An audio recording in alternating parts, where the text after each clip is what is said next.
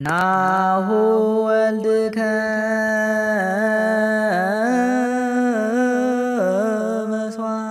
በስመ አብ ወወልድ ወመንፈስ ቅዱስ አሐዱ አምላክ አሜን።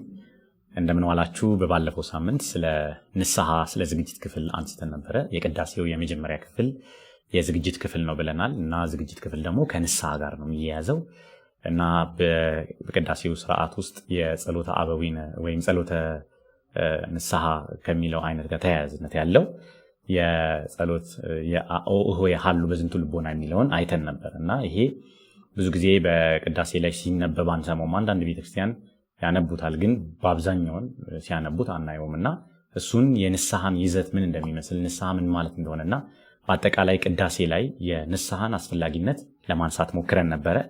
ዛሬም ያው መግቢያው ላይ ጸሎተ ንስሐን ነው የምናነሳው፣ የዛ ቀጣይ ክፍል ነው። በዋነኝነት ግን የንስሐ ሐሳብ ምንድን ነው? ቅዳሴው የሚፈልገው ንስሐ ምንድን ነው ንስሐ ሲባል የሚለውን ነገር ማየት ያስፈልጋል እና በብዙዎች ክርክር ቢኖርም የጸሎተ ንስሐ ክፍል ያው ሁለት ጊዜ ነው የሚነበበው በአሁን ባለንበት ቤተክርስቲያን ውስጥ። አንዳንዶች አናነብም የሚሉ አሉ፣ ምክንያቱም ተደጋጋሚ ነው፣ መጀመሪያ ላይ ብናነበው ትክክል አይደለም፣ ኋላ ላይ ነው ማንበብ ያለብን የሚሉ አሉ። ክርክራቸው ምንድነው?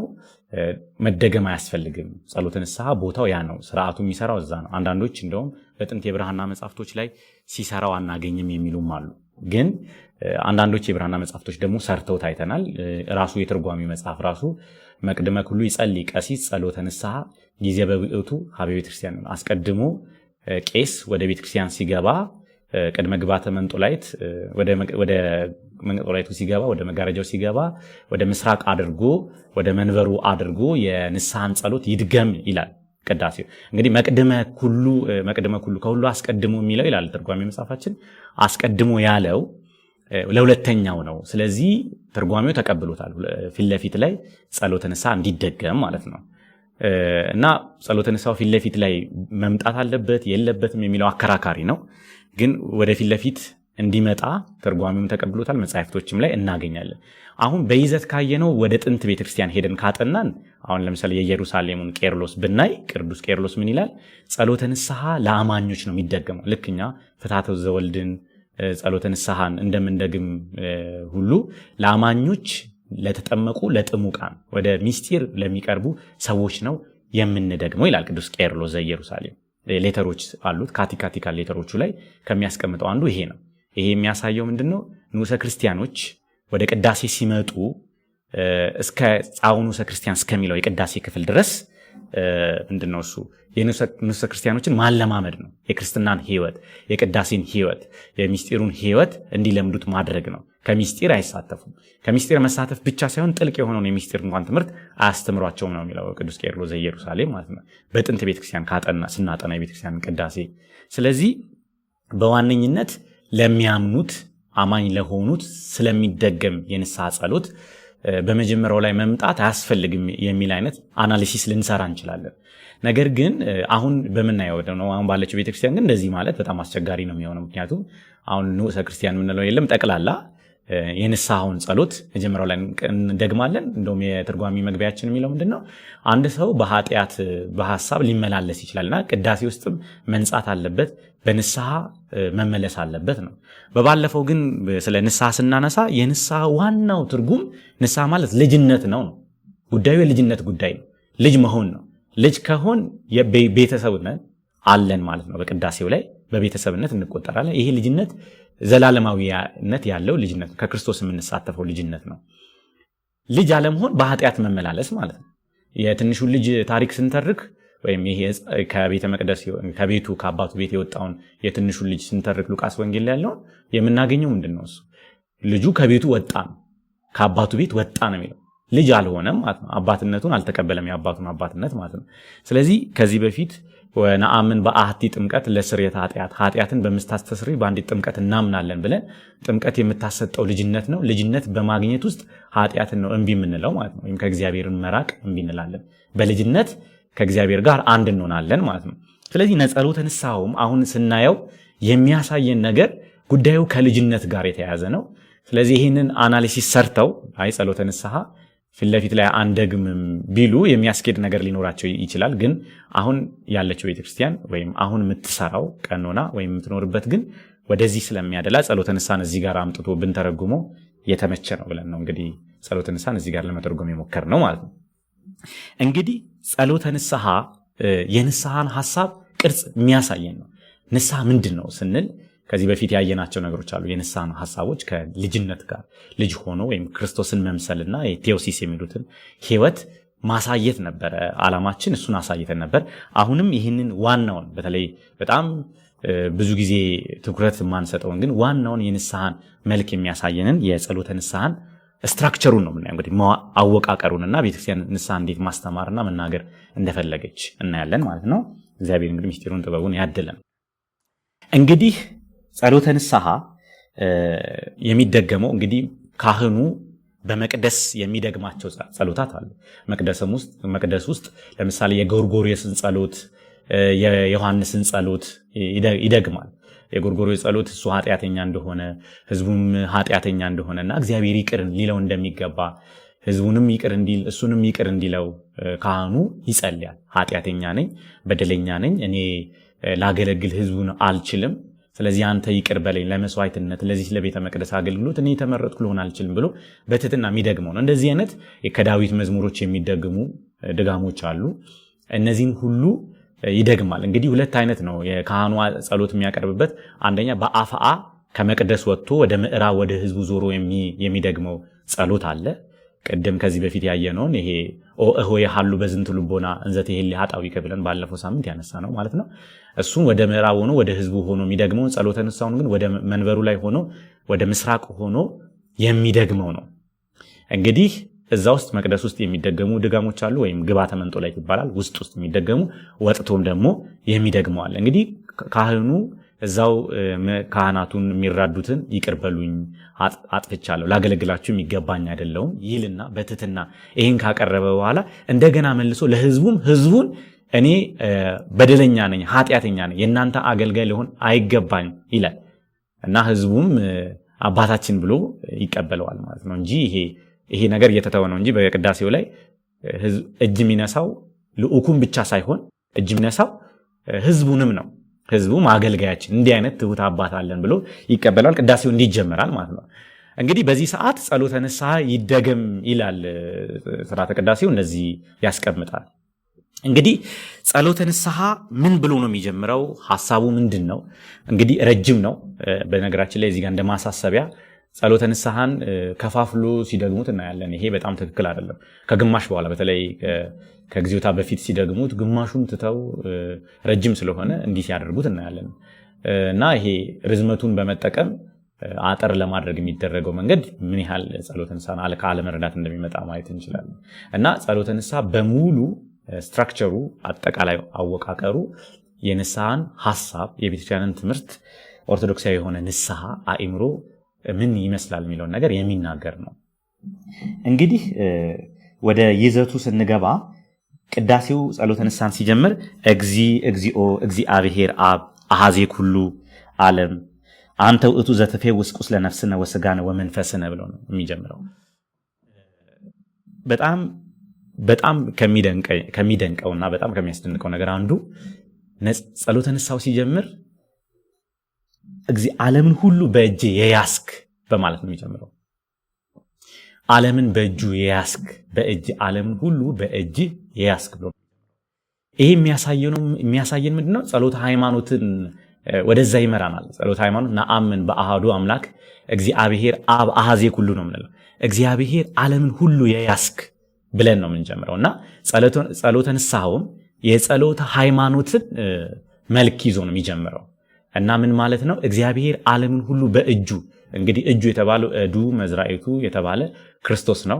ዮሐንስ ወንጌል ምዕራፍ 1 ላይ እንደምናየው ሁሉን በእርሱ እንደፈጠረ ዘቦቱ ሁሉ ኮነ ወዘእንበሌሁሰ አልቦ ዘኮነ፣ ምንም ያለ እርሱ የሆነ የለም። በእርሱ ቃልነት ፍጥረት ሁሉ በእርሱ ቃልነት በወልደ እግዚአብሔር እንደተፈጠረ የሚነገርበት ነው ይሄ ክፍል። ስለዚህ የእግዚአብሔርን አሐዜ ኩሉነት ዓለምን ሁሉ እሱ እንደፈጠረ አስገኝ እንደሆነ መሰረት እንደሆነ አብን የምንነጋገርበት ነው ማለት ነው። መሰረት አብ ነው። ስለዚህ እግዚአብሔር አብ ዓለምን ሁሉ የፈጠረ ማለት በእጁ ሲል አንድም የፈጠረበት አንድም ደግሞ ያቀረበበት እርሱ ነው፣ ወልድ ነው ማለት ነው። ስለዚህ አስቀድሞ በወልድ ፍጥረትን እንዳመጣና በወልድ ደግሞ እንዳቀረበ የሚናገርበት ነው። ይሄ በኤርሊ ቸርች ላይ በሁለተኛው መቶ ክፍለ ዘመን በሶስተኛው መቶ ክፍለ ዘመን ናትናቴዎስ እንደ ባሲሊዮስ ምሳሌ 22 ላይ ያለውን እጅግ በስፋት ሲከራከሩበት ለቤተክርስቲያን ጠበቃ ሲሆኑበት ያገኘነው ነው። በጣም መሰረታዊ ትምህርት ነው። ቤተክርስቲያን የቆመችበት ትምህርት እግዚአብሔር አብ አሐዜ ኩሉ የሚለው ነው። እሱ ደግሞ አሐዜነቱ በልጁ መሆኑን ዓለምን የሚያይበት ልጁ እንደሆነ በሱ ሎጎስነት፣ በሱ ቃልነት፣ በሱ መሰረትነት፣ መርህነት ወልደ እግዚአብሔር መሰረት ሆኖ ነው ዓለም ሁሉ የሚታየው ማለት ነው። ነገር ግን በአቀራረብ ደግሞ ሲያስቀምጠው ዓለምን ሁሉ በእጅ የያስክ እግዚአብሔር አብ ነው የሚለው። እግዚኦ ነው፣ ጌታ ብሎ ነው የሚጀምረው። የእርሱን ጌትነት የቤተ ክርስቲያን ባለቤት እግዚአብሔር እንደሆነ እርሱ አምላክ እንደሆነ ከተናገረ በኋላ አብ ብሎ አባትነቱን ያነሳል። አሁን እግዚአብሔርን የምናውቀው በአባትነት ነው። ንስሐም የሚሰጠን የሆነ አንድ ንጉስ አንድ ከመንበሩ ላይ ተቀመጠ ህጎቹ ሲነኩበት አምባገነንና የማይደፈር ንጉስ ፍርድ ላይ እንደቆምን አይደለም የምናስበው። አባታችን ፊት እንደቆምንና አባታችን እኛን ኢንጌጅ ሊያደርገን አብሮን ሊሆን ከኛ ጋር ሊነጋገር እንደቀረበ አድርገን እንድናቀርብ ነው ያሰቡት ይላሉ ሊቃውንቱ ሲተረጉሙ ማለት ነው። ስለዚህ የእግዚአብሔርን ሁሉ መያዝና የእግዚአብሔርን አባትነትና እግዚአብሔር መሆኑን የምናነሳበት ነው ማለት ነው። ከዚህ ጋር ተያይዞ እንግዲህ እግዚአብሔር አብ አሐዜ ኩሉ የሚለውን ነገር ካየን በኋላ ቀጣይ የምናየው ምንድነው? አቤቱ ዓለምን ሁሉ የያስክ ጌታችን እግዚአብሔር አብ የነፍሳችንና የስጋችን የደመ ነፍሳችንም ቁስል የምታድን አንተ ነህ ብለን ነው የምንነሳው። ይሄ እንግዲህ የሚያሳየው ምንድነው? መጀመሪያ እግዚአብሔር ዓለምን እንደሚያይ ዓለምን የሚያይ እሱ እንደሆነ አብ እግዚአብሔር አብ ዓለምን የሚያይ መሆኑን ማወቅ አለብን። ሁሉም በእጁ በእራሁ እንደሆነ በእጆቹ መሃል ፍጥረት ሁሉ እንደሆነ ማየት እግዚአብሔር የሚያየን መሆኑን ከዚህ በፊትም ወደ ኋላ ብንሄድ ያነሳነው ንስሐ መነሻነቱ እግዚአብሔር ነው። የሚያየው እሱ ነው። የሚያየን እሱ ነው። አይኑን ከኛ እንደማይነቅልና ሁሌም እኛን ለማየት የተዘጋጀ እንደሆነ አንስተን ነበር ስለ ንስሐ ስናነሳ ማለት ነው። ዛሬ ደግሞ አሁንም እሱ ነው የሚያስቀጥለው። ለንስሐ መነሻው እሱ ነው። እኛ ምናልባት ብዙ አልቅሰል ሊሆን ይችላል፣ ትላንትናችንን አስበን ሊሆን ይችላል። ከሱ ባለፈ ግን ሁሌም ቢሆን እግዚአብሔር እኛን እየጠበቀ እንደሆነና በአዳምም ህይወት በሌሎችም የንስሐ ህይወት ውስጥ እግዚአብሔር አይኑን ከልጆቹ እንደማይነቅል ሁሉንም ተመልካች እንደሆነ የምናነሳበት ነው። ከዛ በኋላ ግን የስጋችን የነፍሳችን የደመ ነፍሳችንም መድኃኒት አንተ ነህ ብሎ ነው የሚቀጥለው። ይሄም ደግሞ የሚያሳየው ምንድነው? እግዚአብሔር አንደኛ በመልአት አዳኝ መሆኑን ይሄንን እንግዲህ ስጋ ነፍስ ደመ ነፍስ የሚለውን ነገር ትራይኮቶሚ እና ይሄ ዲያኮቶሚ የሚሉት ነገር አለና እንግዲህ ትራይኮቶሚ እና ዲያኮቶሚ ትንሽ ይሄ አንትሮፖሎጂ ሲጠና ሰው መንፈስ ነፍስና ስጋ ነው የሚሉ አሉ፣ ስጋና ነፍስ ነው የሚሉት አሉ። ይሄንን ማስታረቅ የሚቻልበት መንገድ ደግሞ ይኖራል። እንግዲህ በእኛ ሊቃውንት በኢትዮጵያ ትራዲሽን ካየነው ስጋ ነፍስ ደመ ነፍስ የሚሉት አለ። እንግዲህ በእነዚህ ሁሉ እንግዲህ በስጋ ይላሉ ሊቃውንቱ ሰው ኃጢአት ሲሰራ የኛን ትራዲሽናል የሆነ ትርጓሜ ከተከተልን ኃጢአት ሲሰራ ስጋውም ላይ የሚጸናበት ነገር አይጠፋም፣ ቁስል ህመም ያገኘዋል ይላሉ። ደግሞ ደመ ነፍስ ከሆነ ሰው ስሜቱ ወይም ፓሽኑ ይነሳበታል፣ መቆጣቱ፣ ይሄ ምንላቸው 8ቱ ፓሽኖች አሉ አይደለ?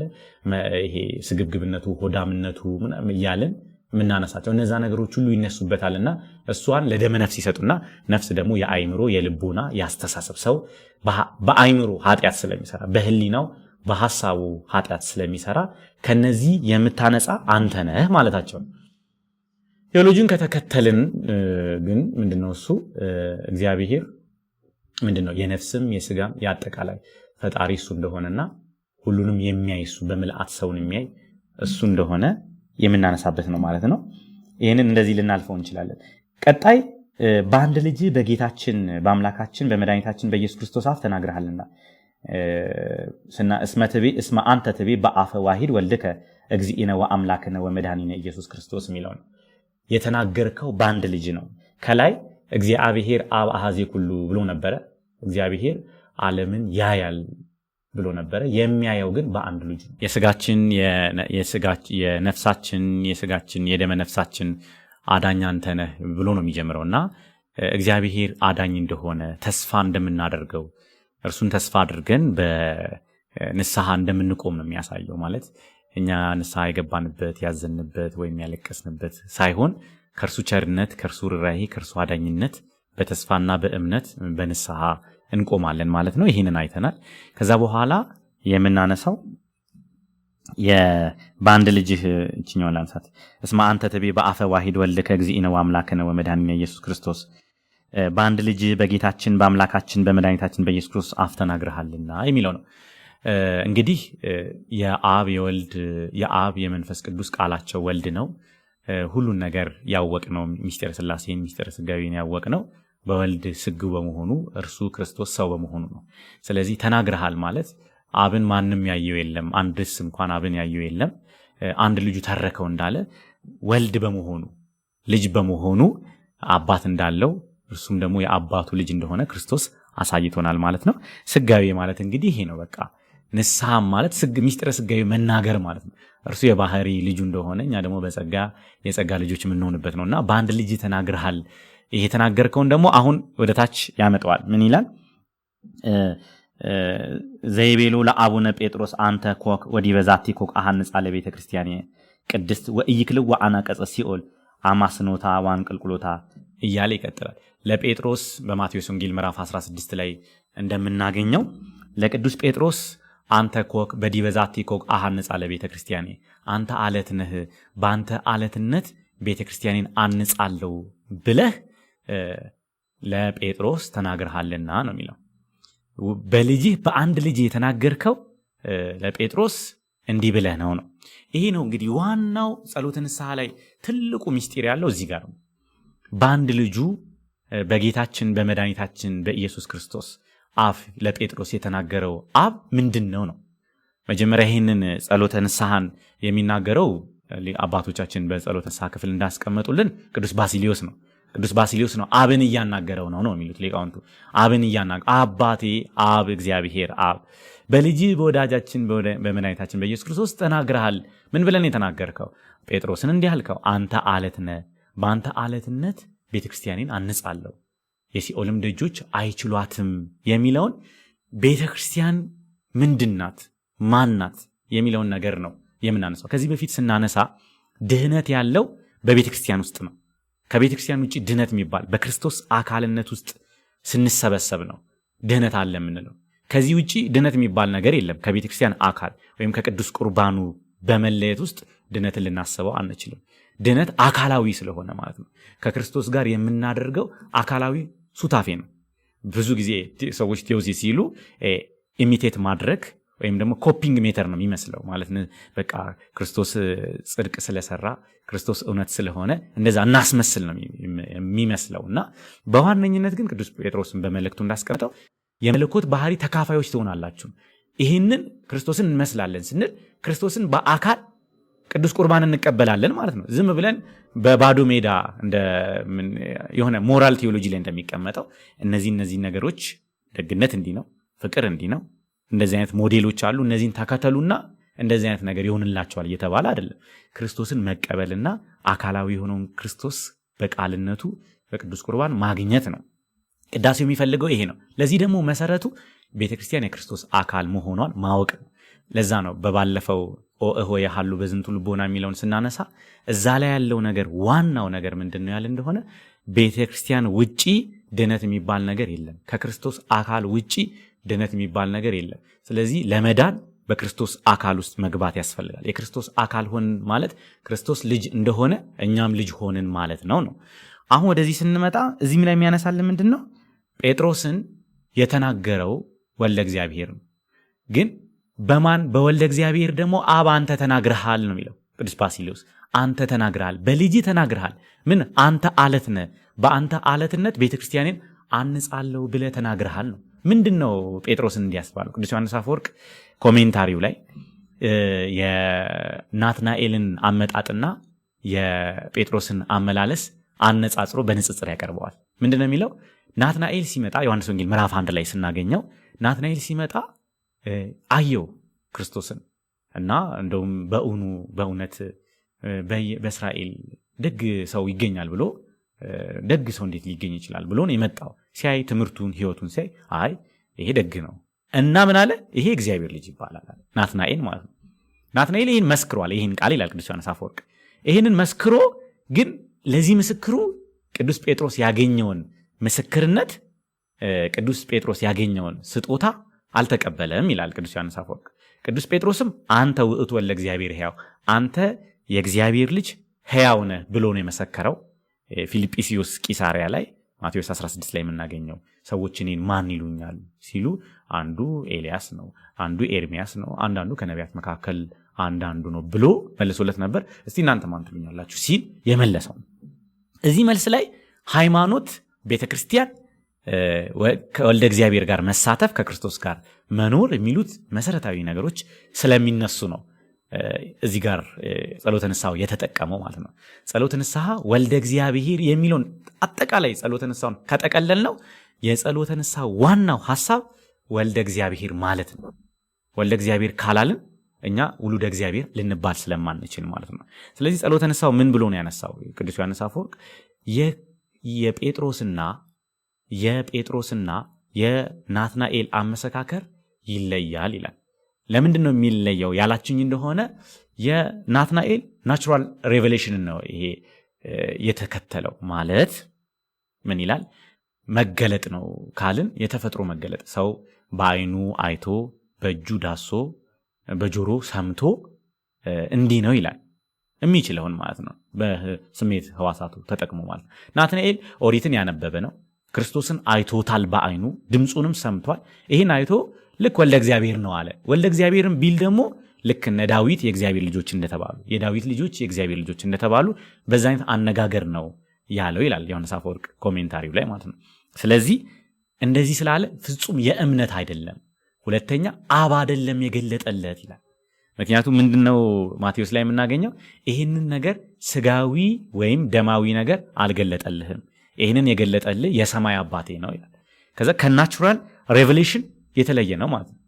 ሬቨሌሽኑ እንዲሁ በመዳሰስ በማየት በመስማት ሳይሆን ከእግዚአብሔር አብ በመገለጥ። ስለዚህ ክርስቶስ ወልደ እግዚአብሔር እንደሆነ እንድናቅ የሚረዳን እግዚአብሔር አብ ነው ማለት ነው። እርሱ ካልገለጠልን፣ እርሱ ካላሳየን ወልድን አናቀው፣ ወልድን ካላየን ደግሞ አብን አናቀውም እንደማለት ነው ያለው ማለት ነው።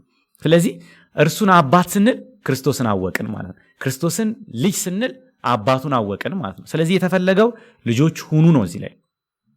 ይሄ ነገር እንዳይበላሽ ነው እንግዲህ ይሄ በጥንት ቤተክርስቲያን በተለይ የሁለተኛው መቶ ክፍለ ዘመንና የሶስተኛው መቶ ክፍለ ዘመን በጣም ብዙ ዲቤቶች፣ ዲስኮርሶች የተደረጉት ክርስቶስን ወልደ እግዚአብሔር በማለት ነው። ሃይማኖታችንም ወልደ እግዚአብሔር፣ ወልደ እጓለ እመሕያው ይሉታል። ይሄ አይደለም፣ ወልደ እጓለ እመሕያው ተብሏል፣ የሰው ልጅ ተብሏል። እስራኤልንም ያስቆጣው ያናደደው አንተ የእግዚአብሔር ልጅ ነኝ እንዴት ትላለህ ነው። ስለዚህ እዚህ ጋር ጴጥሮስ ያለው የእግዚአብሔር ልጅ የሚለውን ስለሆነ እጅግ መሰረታዊ የሆነ ትምህርት ሁሉንም የሚጠቀልለው ክርስቶስን ወልደ እግዚአብሔር ማለት ነው። ቤተክርስቲያንም በዚህ ትምህርት ላይ ነው የታነጸችው ማለት ነው። እዚህ ጋር እንግዲህ የምናነሳቸው ነገሮች አንደኛ የጴጥሮስን ምስክርነትና የጴጥሮስን ምስክርነት መከተል የሚለው ነው። ለምሳሌ ጴጥሮስ አንተ አለት ነህ ብሎ መስክሮለት እናገኛለን። አንተ አለት ነህ፣ በአንተ አለትነት ቤተክርስቲያን እናነጻለሁ። ቅዱስ ጳውሎስ ደግሞ እነዛ ሊከተሉት ካሉት ከዛ አለት ጠጡ ብሎ ጳውሎስ የአለትም ክርስቶስ ነው እንዳለ። አለቱ ማን ነው? ክርስቶስ ነው።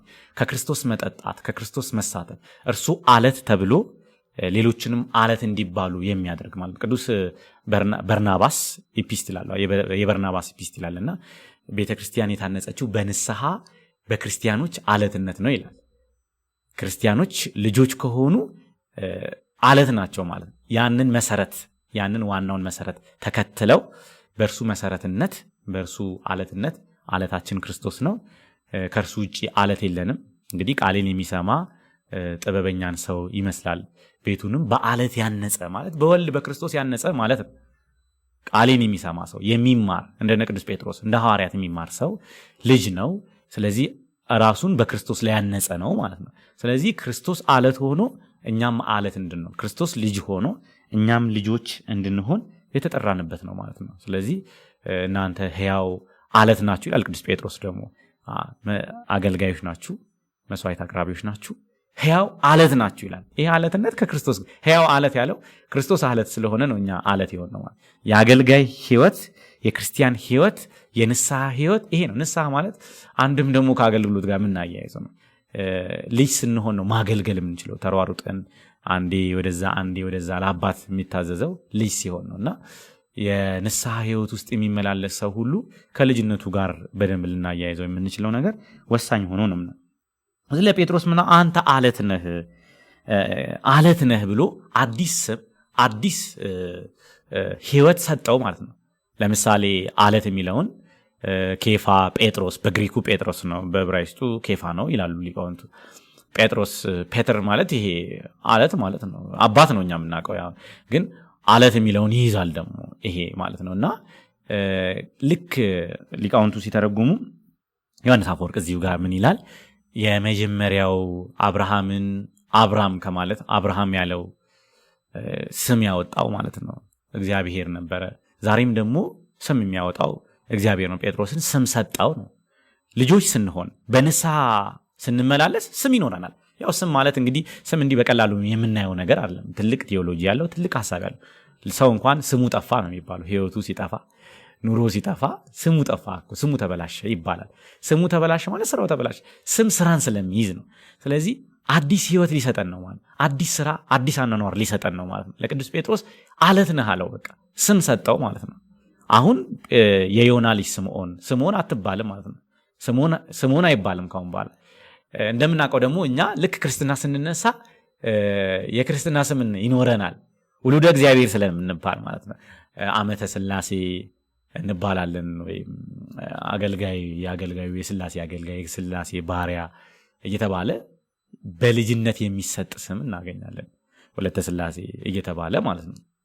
ስለዚህ ንስሐ ከሚሰጠን ነገር አንዱ አዲስ ስም አዲስ አለትነት ይሰጠናል ማለት ነው። ለጴጥሮስ እንደሰጠው ማለት ሰው ስም ሲቀበል ስም ሲኖረው በንስሐ ሲመላለስ ንስሐ ሲኖረው ምን ያደርጋል? ይላካል። ከዚህ በኋላ ሚሽን ነው፣ አገልግሎት ነው፣ መውጣት ነው። ጴጥሮስ ላይ የምናየው ከዚህ በኋላ ጴጥሮስ ይመሰክራል፣ ይናገራል። አሁን ጴጥሮስን አለት ያስባለው ይሄ ትምህርቱ ነው። ጴጥሮስ ሲሳሳት አትሙትብን ሲል እንደውም ወልደ እግዚአብሔር ብሎ የመሰከረለትን አትሙትብን ብሎ እንደው የሰው ልጅ አድርጎ ሲስትበት እኮ አይተን ሲወቀስ አግኝተነዋል ቅዱስ ጴጥሮስን ማለት ነው። ቅዱስ ጴጥሮስን አግኝተነዋል። ስለዚህ ትምህርቱ ነው ዋናው ነው ወልደ እግዚአብሔር ማለቱ ነው እንጂ ጴጥሮስን ብቻውን ለይቶ ከትምህርቱ ውጪ አይደለም ማለት እያለው ያለው ወይም ደግሞ ጴጥሮስነት ብቻውን አይደለም፣ ጴጥሮስነት የያዘው ነገር ነው አለት ያስባለው እንጂ ሊቃውንቱ ሲተረጉሙ ምን ይላሉ እንዴ? ምን አለ ጴጥሮስ እዛ እንግዲህ ጴጥሮስና ጳውሎስን እኔ ጴጥሮስ ነኝ፣ እኔ ኬፋ ነኝ፣ እኔ አጵሎስ ነኝ ሲሉ ጳውሎስ ምን ሆነ? እናንተ ጴጥሮስ ነው የተሰቀለላችሁ፣ አጵሎስ ነው የተሰቀለላችሁ እያለ ሲገስጻቸው አይተናል። ጴጥሮስነት ወልደ እግዚአብሔር ካላለ ተነጥሎ የሚታይ ነገር አይደለም። ጴጥሮስ ሲባል በቃ ሌላ አንድ ጴጥሮስ የሚባል ሰው አለ፣ እሱን አለት ብለን ነው ልናልፈው አንችልም። ያለውን ነገር ይዘን ነው ጴጥሮስ የምንለው ማለት። ስለዚህ ይህንን ያለውን እኛም ከያዘን ስም ይኖረናል ማለት። የዚህ አለት ስም የእግዚአብሔር ልጆች የሚያስብል ስም ይኖረናል ማለት ነው። እዚህ ጋር የምናየው ከንስሐ ጋር አዲስ ስም እያገኘን ነው ማለት ነው። በንስሐ ከኖርን ክርስቶስን ከመሰልን አዲስ ስም የማናገኝበት አለት የማናልበት ማንባልበት ምንም ምክንያት አይኖርም ማለት ነው። እንግዲህ ይሄንን ከሆነ ደግሞ የሲኦል ደጆች አይችሏትም የሚለው ነው። አንተ አለት ከተባልክ አንተ መሰረት ከሆንክ ወኢይክልዋ አናቀጸ ሲኦል፣ የሲኦል ደጆች አይችሏትም። ወኢይክልዋ አናቀጸ ሲኦል የሚለው እሱ ነው። የሲኦል ደጆች አይችሏትም ማለት ምን ማለት ነው? ሊቃውንቱ ይተረጉማሉ። አንደኛ የሲኦል የተባለው ሙስና መቃብር አይችሏቸው። ወልደ እግዚአብሔር ካልን ሙስና መቃብር ስላልቻለው ነው የተነሳው። ወልደ ጓለማያው ብንል ሞት ከክርስቶስ በፊት ያሉትን ሲያስቀራቸው እናውቃለን። ክርስቶስ ግን የእግዚአብሔር ልጅ ስለሆነ ትንሣኤም ሕይወትም ሆኗል። ክርስቶስ ባይነሳልን ኖሮ ወንጌላችን ትምህርታችን ሁሉ ምንም ነው፣ ምንም ትርጉም አይኖረውም። ስለዚህ ሙስና መቃብር ወይም መጥፋት፣ መበስበስ፣ መቃብር ማሸነፍ፣ ኃጢአት ሊያሸንፈን አይችልም። በክርስቶስ ትንሣኤ ያገኘነው ትልቅ ነገር ይሄ ነው። ስለዚህ ክርስቶስን ወልደ እግዚአብሔር ያልነው እኛም ውሉደ እግዚአብሔር ሆነን ከትንሣኤው ለመሳተፍ ነው ማለት ነው። ስለዚህ ንስሐው የሚነግረን ትንሣኤን ነው ማለት አንዱ ጸሎተ ንስሐ ከሚደገመልን ነገር አንዱ ትንሣኤ ያላችሁ የህይወታችሁ የትንሣኤ ህይወት ነው፣ የክርስቶስ ህይወት ነው ማለት ነው። ይህንን ካለ በኋላ ነው እንግዲህ ያሰርከው በምድር በሰማይ የታሰረ ነው፣ በሰማይ የተፈታው በምድርም የተፈታ ነው፣ በሰማይ ያሰርከው ለዋውጠን በተለያየ ቀለም ነው። ያቺ ማለት ቤተክርስቲያን የሰማዩም የምድሯም ቤተክርስቲያን እንደሆነች የሚያሳይ ነው። ቤተክርስቲያን አንዲት እንደሆነች ወደ አምን ባህቲ ቅድስት ቤተክርስቲያን የምንለው ለዛ ነው። ስለዚህ እዚህ ያሰረው ጴጥሮስ ያሰረው ማለት ወልደ እግዚአብሔር ያለው እርዛም ወልደ እግዚአብሔር ይላል ማለት ነው። እዚህ ወልደ እግዚአብሔር ካላለ አላለም ማለት ነው። ወልደ እግዚአብሔር አለ ማለት ምን ማለት ነው? ተሳተፈ ማለት ነው። ልክ ቅድም ማን ነው እሱ እንትና ምንድነው ጴጥሮስ ስለተሳተፈ ነው፣ አብን ስላየ ነው፣ ወይም ከአብ ስለሰማ ነው ይሄን የመሰከረው እንዳለን ሁሉ መሳተፍ ነው። ይሄ ወልደ እግዚአብሔር ማለት መሳተፍ ነው። ይሄ መሳተፍ ሲኦል የተባለውን ኃጢአትን መውጣት መግባት፣ በሲኦል ይላሉ ሊቃውንቱ መውጣት መግባት እንዳለ ደጃፍ፣ አናቅጽ ማለት ደጃፍ ነው፣ በር ነው። በበር እንደሚገቡበት በበር እንደሚወጡበት ሁሉ በንስሐም ይወጣል ይገባል ማለት ነው። ልጅ በመሆንም ይገባል ይወጣል ማለት ነው። ልጅ ስንሆን ጽድቅ ውስጥ ከልጅነት ስንወጣ ደግሞ ጽድቅ ውስጥ አይደለም። ኃጢአት የሚነሳን ልጅነት ነው እንዳለን፣ ልጅነት ደግሞ ካጣን ኃጢአት ውስጥ እንዳልነው አይነት ማለት ነው። ስለዚህ ደጅ የሚለው መግባት መውጣት ምንድነው? የሲኦል ደጆች የሚለው ይህንን ሙስና መቃብርን መሆን፣ አንድም ደግሞ አጋንንት መናፍቃን ብለው ደግሞ ሊቃውንቱ ይተረጉሙታል ማለት ነው። ስለዚህ እነዚህ አጋንንትም እንበል መናፍቃንም ይሁን ልጅ አቱንም የሚለን የሚያምጽብን ነገር ሁሉ ወልደ እግዚአብሔር የሚለውን ነገር እንዳንል ነው ማለት ነው።